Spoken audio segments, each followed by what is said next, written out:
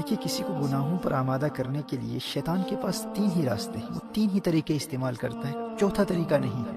یا تو شیطان براہ راست آپ پر حملہ کرے گا، یا نفس کے ذریعے آپ پر حملہ کرے گا، یا آپ کی بری صحبت کے ذریعے آپ پر حملہ کرے گا۔ دیکھیے آپ اپنے دوستوں کے ساتھ بازار میں جا رہے ہیں اور اچانک سڑک کے اس پار آپ کی نظر ایک عورت پر پڑتی ہے، آپ اللہ جل وعلا کے خوف سے اپنی نظریں جھکا لیتے ہیں۔ اب شیطان آپ کو بہکانے کے لیے ان 3 طریقوں میں سے ایک طریقہ اختیار کرے گا۔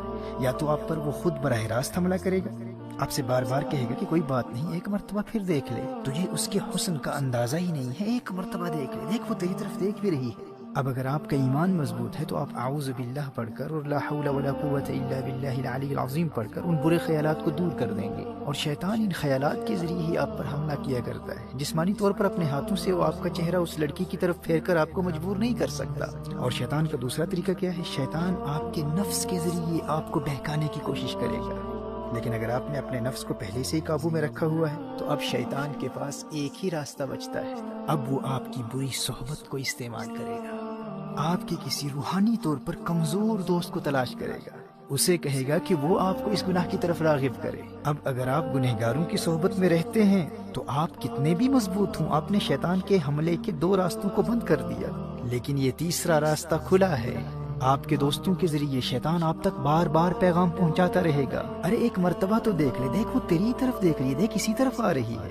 اور یہ کوئی بھی گناہ ہو سکتا ہے۔ ایسے دوست کہتے ہیں آج نماز قضا ہو گئی تو کیا فرق پڑتا ہے بھائی، دیکھ انتہائی لذیذ کھانا پکا ہے، روزہ توڑ دے، بعد میں کفارہ دے دینا، قضا کر لینا، کسی کو کیا پتا چلے گا کون دیکھ رہا ہے۔ اچھا آج سگریٹ پی لے، ڈرگز لے لے، کسی کو دھوکہ دے دے، جھوٹ بول لے، غیبت کر لے۔ والدین کی ہر بات ماننا ضروری نہیں ہوتا، تو بڑا ہو گیا ہے، بچہ نہیں ہے۔ مجھے بھی اپنے والدین سے بہت محبت ہے، لیکن میں ان کی ہر بات تھوڑی نہ مانتا ہوں۔ اچھا آج چلتے ہیں، آج مووی دیکھ لیتے ہیں۔ اچھا تو مجھے مل نہیں سکتا تو کوئی بات نہیں، میں تجھے لنک بھیج دیتا ہوں، لیکن مووی دیکھنا ضرور۔ تو بری صحبت کے ذریعے آپ گناہوں میں مبتلا ہو جائیں گے۔ شیطان آپ کے ارد گرد برے دوستوں کو تلاش کرتا رہتا ہے، اور اگر آپ کا کوئی برا دوست ہی نہیں ہے تو شیطان ہار جائے گا، آپ جیت جائیں گے۔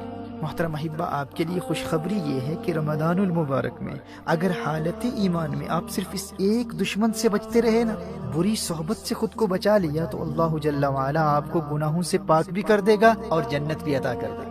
نبی کریم صلی اللہ علیہ وآلہ وسلم نے ارشاد فرمایا، رمضان میں شیطان کو قید کر دیا جاتا ہے، صفدت الشیاطین۔ آپ کا پہلا بڑا دشمن بند ہے، شیطان خود بے بس ہے، وہ کچھ بھی نہیں کر سکتا۔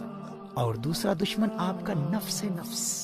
نبی کریم صلی اللہ علیہ وآلہ وسلم نے نفس کو قابو کرنے کا جو طریقہ بتایا ہے وہ بھوک اور پیاس ہے، وہ روزہ ہے۔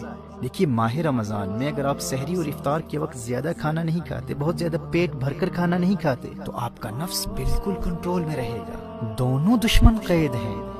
اب اگر آپ مغفرت چاہتے ہیں، جنت میں جانا چاہتے ہیں، تو ماہ رمضان میں صرف اس ایک دشمن سے اپنے آپ کو بچا لیں۔ گناہوں کی طرف راغب کرنے والے، گناہوں کی دعوت دینے والے ہر دوست سے رابطہ مکمل طور پر منقطع کر لیں۔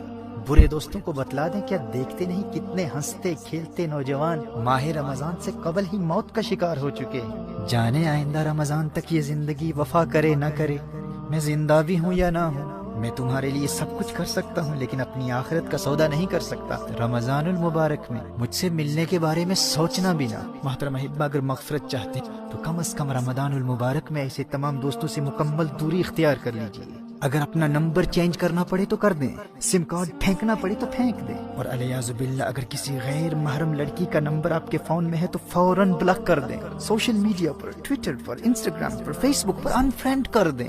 شیطان کے براہ راست حملوں کا سلسلہ بند ہے، اور بھوک اور پیاس کے ذریعے، روزے کے ذریعے نفس بھی قابو میں، بس ایک ہی راستہ کھلا ہے، وہ بری صحبت کا ہے۔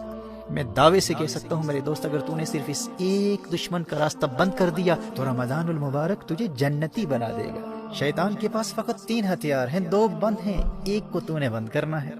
اور یاد رکھنا، دور حاضر میں بری صحبت صرف انسان ہی نہیں ہے، T V, internet, smart phones اور سوشل میڈیا کا غلط استعمال، یہ تمام بیڈ کمپنی ہے۔ اور اگر مجبوری میں اسکول کے کام کے لیے، ہوم ورک کے لیے، کالج اور یونیورسٹی کے اسائنمنٹس کے لیے، یا بزنس کے کسی کام کے لیے انٹرنیٹ کا استعمال کرنا ضروری ہے، تو اپنے پی سی کو، اپنے کمپیوٹر کو یا لیپ ٹاپ کو اپنے لیونگ روم میں استعمال کرنے کے لیے خود کو پابند کر لے کہ اگر تو فون پر بھی انٹرنیٹ کا استعمال کرے گا تو اس کمرے میں کرے گا جہاں تیرے والدین موجود ہیں، تیرے بھائی بہن موجود ہیں، تاکہ ان کی موجودگی تجھے انٹرنیٹ پر مختلف قسم کی برائی پر مشتمل شرمناک مٹیریل یا بری سائٹس پر جانے سے بچائے رکھے۔ اور اگر جہنم کی آگ سے بچنے اور جنت کے حصول کے لیے تو یہ ایک کام بھی نہیں کر سکتا، خود کو بری صحبت سے نہیں بچا سکتا، اور اس خوش فہمی میں ہے کہ مفت ہی میں جنت مل جائے گی، تو اللہ کی رحمت کا مذاق اڑا کر اپنا ایمان برباد کرنے والے اللہ کا کلام سن لے۔ تو کیا سمجھتا ہے کہ اللہ آخرت میں انصاف نہیں کرے گا؟ تو نے جنت کو اتنا سستا سمجھ رکھا ہے؟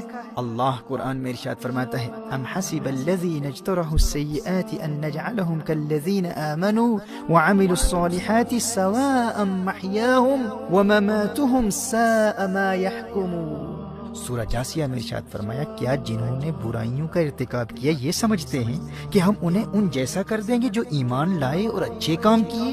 یعنی جو جنت نیک لوگوں کے لیے، وہ جنت یوں ہی مفت میں بے ایمانوں اور گنہگاروں کو بھی عطا کر دے۔ فرمایا ساء ما یحکمون، کیا ہی برا حکم لگاتے ہیں۔